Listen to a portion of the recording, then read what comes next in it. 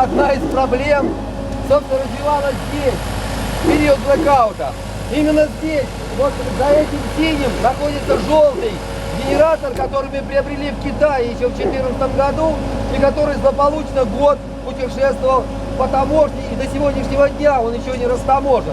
Но таможня, нужно отдать должное, в первый же день после отключения Крыма от света выдала нам этот генератор, но он проработал ровно 1 неделю.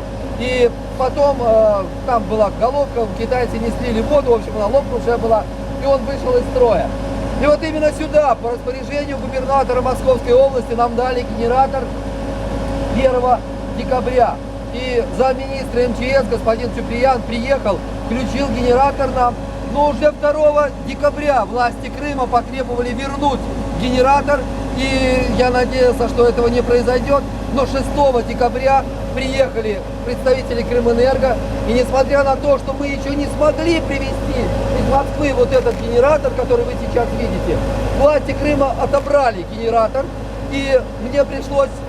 Где Ясик мой?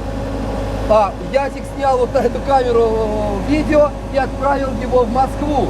И Евгений Янович Сатановский через своих друзей в Москве поднял министра энергетики России.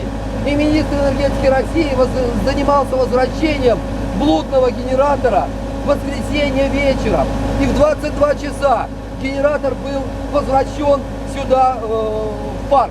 Генератор старый, восстановленный на базе красовского двигателя. Он съедал 720 литров соляры в сутки, но мы были благодарны властям.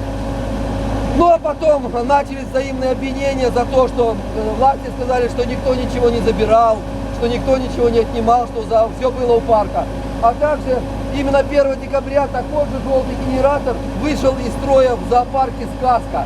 И с 1 по 6 декабря зоопарк «Сказка» был без света, без электричества. Именно в этот момент погибли те злополучные 3 тигренка, которые были и так слабы, и до прививки, которая им необходима, оставалась 1 неделя. Я никого в этом не винил, кроме режима чрезвычайной ситуации. Но власти Крыма посчитали, что вина лежит на них, потому что именно глава республики заявил 2 декабря о том, что я богатый предприниматель и должен заботиться о своих зверях сам. А прокурор Крыма Поклонская заявила о том, что если я не верну генератор из Тайгана, который мне выдали, меня можно будет обвинить в краже государственного имущества. Но дальше, что было дальше, стали обвинять во всех смертных грехах, насылать многие проверки и обвинять в многомиллионных штрафах, которые и по сегодня имеют место продолжаться. Для тех, кому интересно, вы можете подойти, сфотографировать генератор желтый.